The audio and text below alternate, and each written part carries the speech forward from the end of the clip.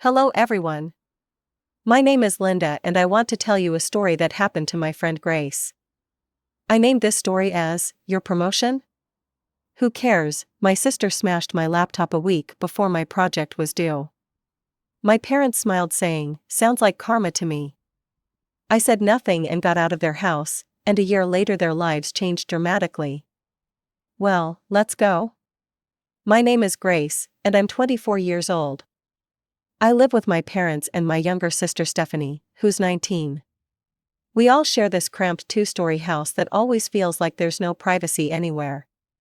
My parents are pretty typical middle-class folks. Dad works at some insurance company and mom does part-time bookkeeping. They're not bad people, but they've always had this thing where they treat Stephanie like she's still a little kid who can do no wrong. Stephanie doesn't work. She calls herself a novice blogger and spends all day making videos for her YouTube channel. She posts stuff about makeup, fashion, and cosmetics every single day. The girl is obsessed with becoming famous online. She's got this whole setup in her room with ring lights and backdrops, and she takes herself super seriously.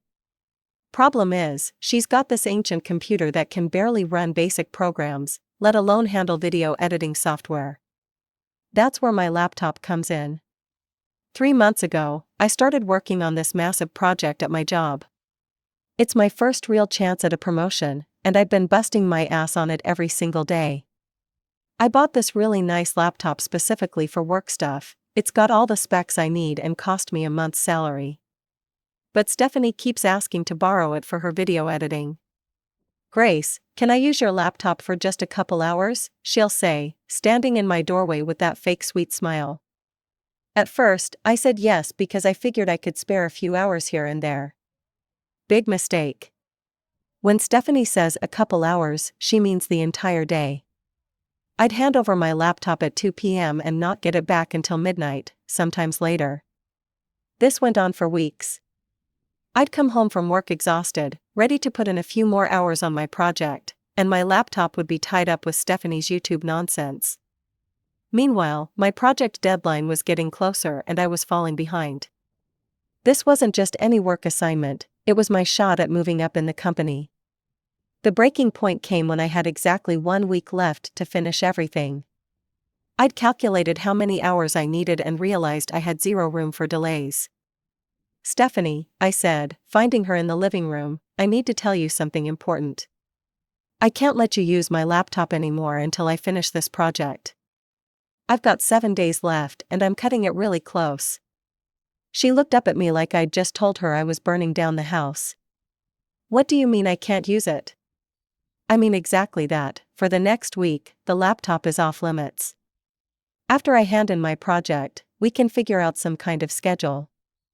Her face went through about 5 different expressions before settling on this cold stare. You're going to regret this, Grace. Your stupid office job isn't the only important thing in this house. She stormed upstairs and slammed her bedroom door so hard the whole house shook. For the next 3 days, she didn't say a single word to me. She'd walk right past me in the hallway like I was invisible. I thought maybe she was finally getting the message and would back off. But on day 4, she tried again. Grace, I really need the laptop tonight. I promised my subscribers I'd post a tutorial. Stephanie, we talked about this, the answer is no, you can wait 1 more week. That's when her fake sweetness disappeared completely. Fine. But don't come crying to me when you need something. I had no idea what she meant by that, but I was too focused on my project to care. That evening, I was working in my room when I got thirsty and decided to make some tea. I headed downstairs to the kitchen, leaving my laptop open on my desk with all my project files displayed on the screen. I was just putting the kettle on when I heard this massive bog from upstairs. It sounded like something heavy had crashed to the floor. My heart jumped into my throat and I ran upstairs as fast as I could.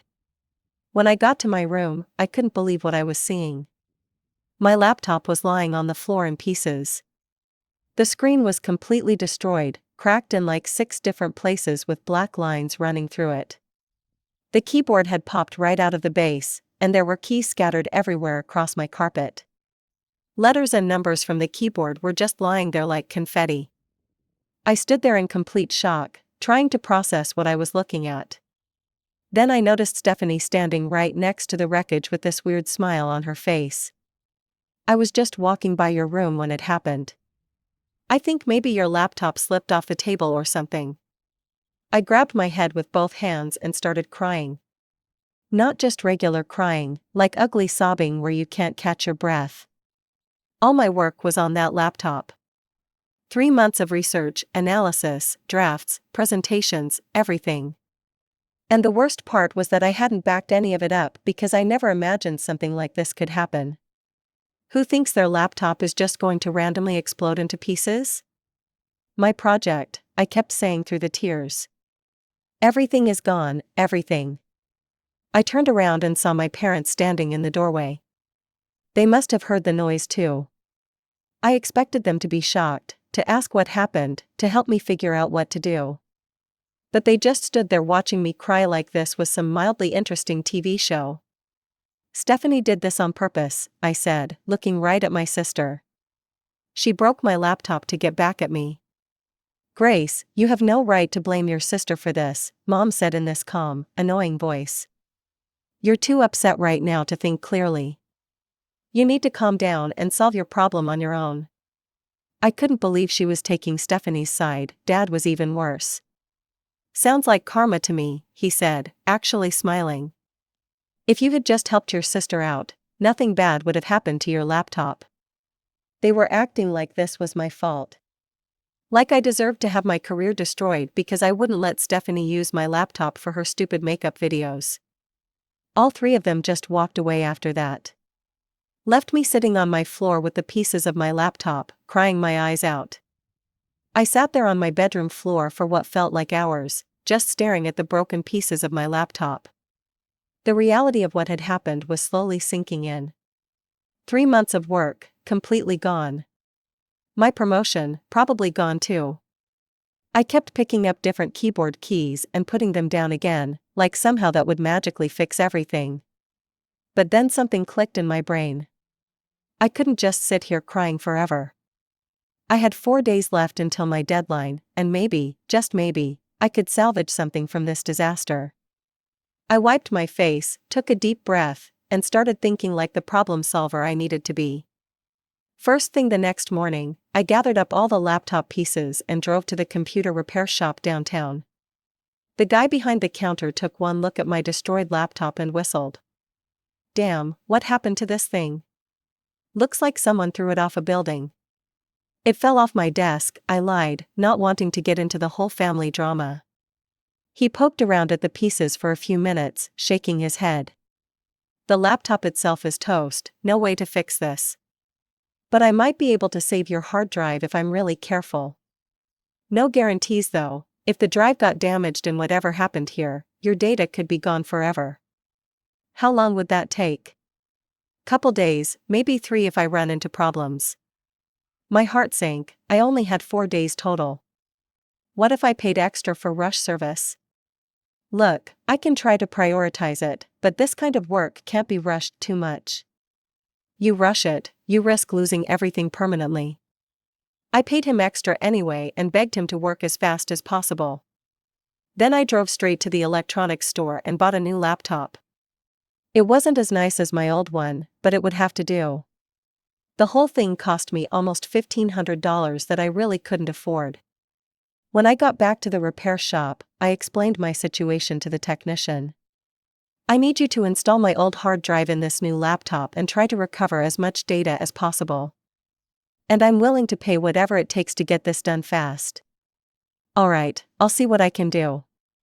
But you need to understand that even if I can get the drive working, there's no guarantee your file survived intact." I left the shop feeling anxious but at least like I was doing something productive.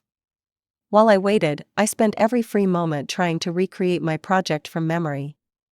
I'd been working on it for 3 months, so I remembered a lot of the main points and research, but all the detailed analysis and formatting was gone. That's when something weird happened. As I was sitting in a coffee shop, frantically scribbling notes and trying to remember specific data points, I realized I had been making a huge mistake in my original approach. The whole time I'd been focused on one angle for the project, but there was this other perspective that would make my recommendations way stronger. It was like my brain had been so locked into the original path that I couldn't see the better option.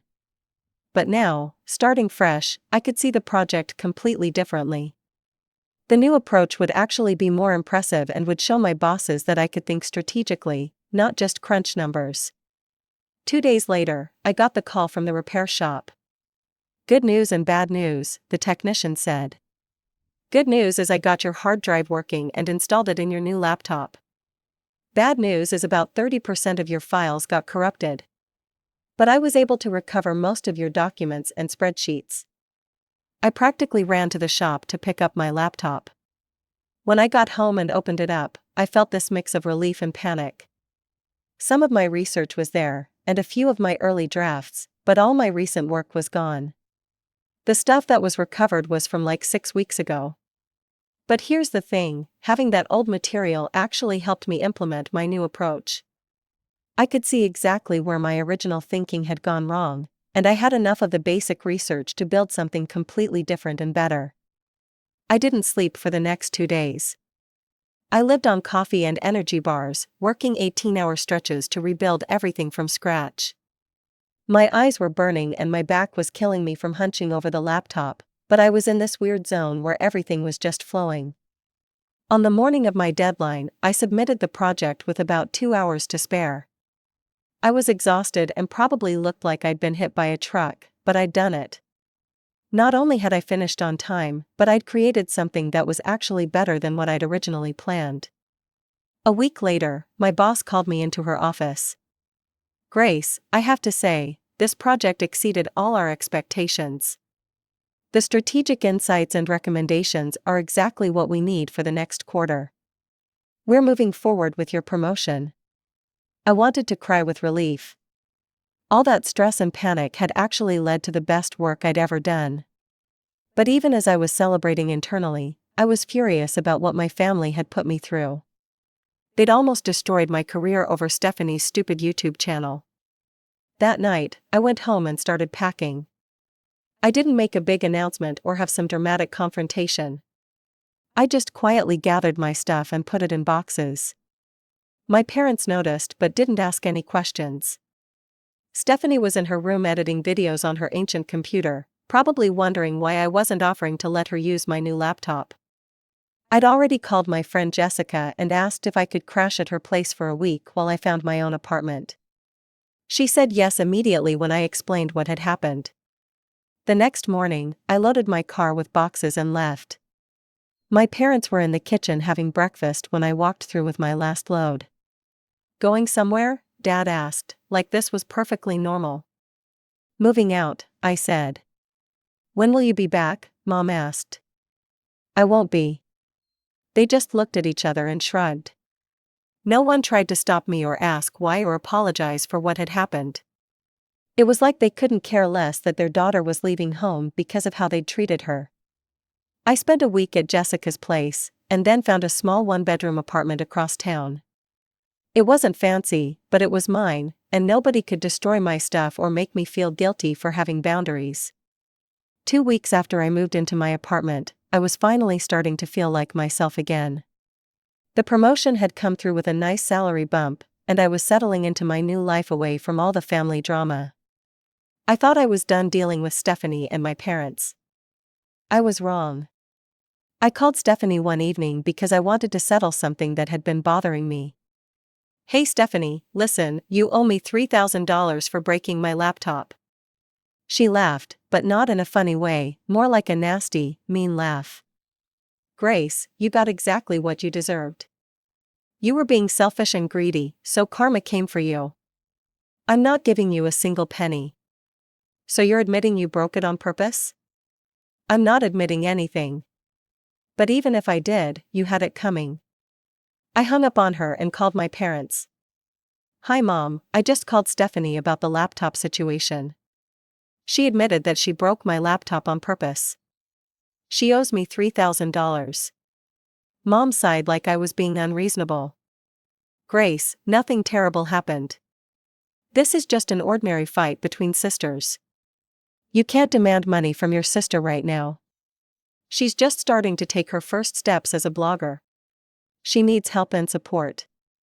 She's going to become a famous blogger soon and make lots of money. Help me out? Mom, she's the one who owes me money. Honey, you can handle this on your own. We know you got that promotion, which means your salary increased. You're doing fine financially. I hung up and decided I was officially done with all of them. For the next year, I focused completely on my work and building my new life. The promotion led to more opportunities, and I was quickly becoming one of the top performers in my department. Then one day, out of nowhere, I got a series of messages on Instagram from Stephanie. Hey Grace. You'll never believe how amazing my life is now. My YouTube channel totally blew up this year. I have over 500,000 subscribers. The messages included photos of her on some tropical beach in the Maldives, wearing designer clothes and holding cocktails. I make like $50,000 a month now, sometimes more. I barely have to work for it. Meanwhile, you're still stuck in that boring office job. I'll be rich forever, and you'll spend your whole life working for someone else.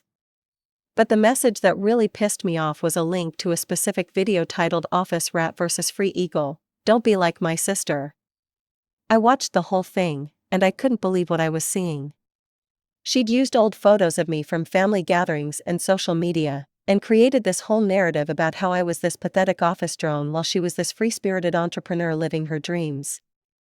In the video, she literally compared me to a rat trapped in a maze, while she showed clips of herself as this soaring eagle. She had photos of me in business clothes next to photos of herself on beaches and in fancy restaurants. At the end of the video, she looked directly into the camera and said, "If you want to be free, be free. Don't be like my sister who chose to be a corporate slave." I was absolutely furious. She was literally making money by humiliating me in front of 500,000 people without my permission. That same evening, a plan for revenge appeared in my head. I remembered something very important about how Stephanie had built her channel in the early days. When she used to borrow my laptop for video editing, I'd noticed something sketchy about her work process. She had this whole folder saved on my laptop filled with other people's YouTube videos. Not just any videos, specifically old ones from small, unknown bloggers who had posted content years ago. Stephanie would take these forgotten videos and use parts of them in her own content. She was really good at editing and would blend the stolen footage with her own material so smoothly that at first glance, everything looked original and professional. But I knew the truth, most of her early videos contained stolen content. I'd actually confronted her about it a couple of times. "Stephanie, this is illegal, you can't just use other people's videos without permission. Look, I'm adding my own content and making it better. It's not like I'm just reposting their stuff. Plus, these channels are dead anyway, the creators probably don't even care anymore." I'd tried to explain that it didn't matter if the channels were inactive, that the content still belonged to the original creators. But Stephanie brushed me off every time, telling me to stop interfering with her work. Now, seeing her success and her nasty video about me, I decided it was time for those copyright holders to know what had happened to their content. I spent the entire night going through Stephanie's early videos, identifying which ones contained stolen material. There were 5 different creators whose work she had used. I found their contact information and sent each of them a detailed email. I included the link to Stephanie's channel and pointed out specific timestamps where their original content appeared in her videos. I explained how she had processed and blended their material, but that if they looked closely, they would easily recognize their own work. "Your content was used without permission in these videos," I wrote.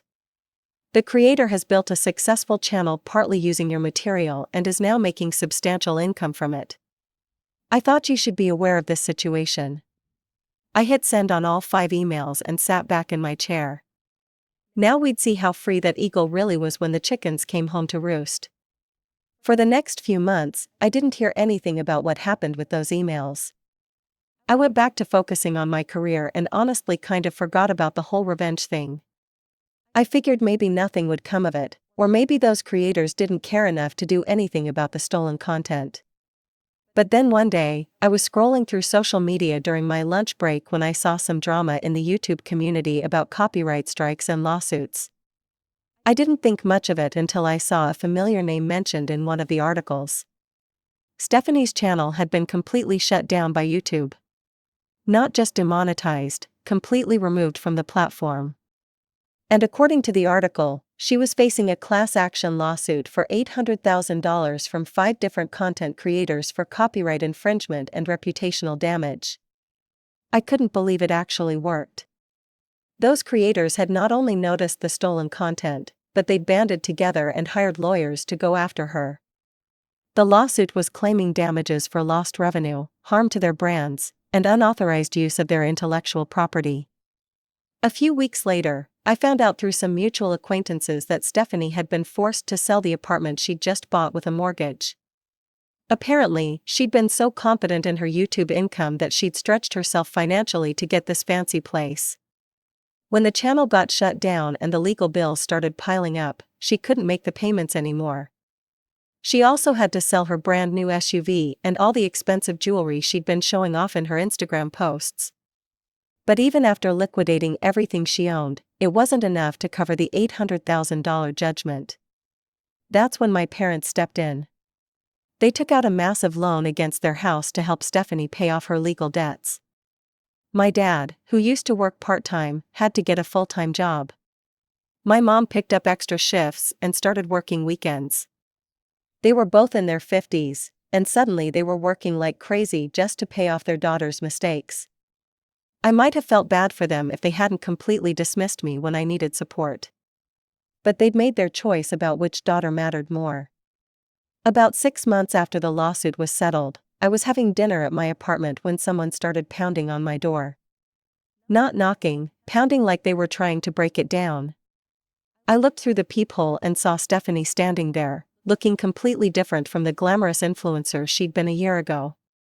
Her hair was messy, she wasn't wearing makeup, and she looked exhausted. I opened the door but kept the chain lock engaged. "What do you want, Stephanie? You ruined my life," she screamed. "I know it was you who told those people about my videos. You've always been jealous of me. I have no idea what you're talking about. Don't lie to me, you're the only one who knew about those videos. You deliberately destroyed everything I worked for because you couldn't stand seeing me succeed. Your problem stopped being my concern a long time ago, Stephanie." She kept yelling and trying to push past the chain, but I just shut the door on her. A few minutes later, she gave up and left. The next day, my parents called. I almost didn't answer, but curiosity got the better of me. "Grace, we need to talk," Mom said. "Can we meet somewhere to discuss how to help your sister? She's going through a really difficult time right now." I'm not helping Stephanie with anything. But she's family, she made some mistakes, but everyone deserves a second chance. She didn't just make mistakes, Mom. She stole other people's work and built her whole career on lies. And before that, she destroyed my laptop to sabotage my career. I don't owe her anything. Grace, please, we're all struggling financially because of this situation. If you could just help out a little bit." I hung up on her. They still didn't get it, even after everything that had happened. They expected me to be the one to fix Stephanie's problems and bail out the family. A few months later, I heard through relatives that Stephanie had moved back in with my parents. Without her YouTube income, she couldn't afford to live on her own anymore. She'd tried to start a new channel, but YouTube refused to monetize it because of her previous copyright violations. She was basically blacklisted from making money on the platform. Eventually, she had to get a regular job working as a salesperson at some cosmetics store in the mall. The same girl who used to brag about making $50,000 a month was now working retail for $12 an hour. My parents were still working extra shifts and taking on side jobs to pay off the loan they'd taken out for her legal fees. They were going to be paying that debt for years. Meanwhile, I got another promotion at work and was doing better than ever. I'd bought a nice car, was saving money for a house down payment, and was in a serious relationship with a great guy who actually respected my boundaries and supported my career. Sometimes I wondered if I should feel guilty about what happened to my family. But then I remembered how they'd treated me when my laptop got destroyed. How they'd sided with Stephanie even when she was clearly in the wrong. How they'd expected me to sacrifice my career for her YouTube hobby. They'd taught me that in their family, there were no consequences for bad behavior as long as you were the favorite. Well, now Stephanie had learned that the real world operates differently. Actions have consequences, and eventually, karma comes for everyone. I never reached out to any of them again. I built my own life, surrounded myself with people who actually cared about me, and moved forward. Sometimes the best revenge is just living well and letting toxic people face the natural consequences of their choices.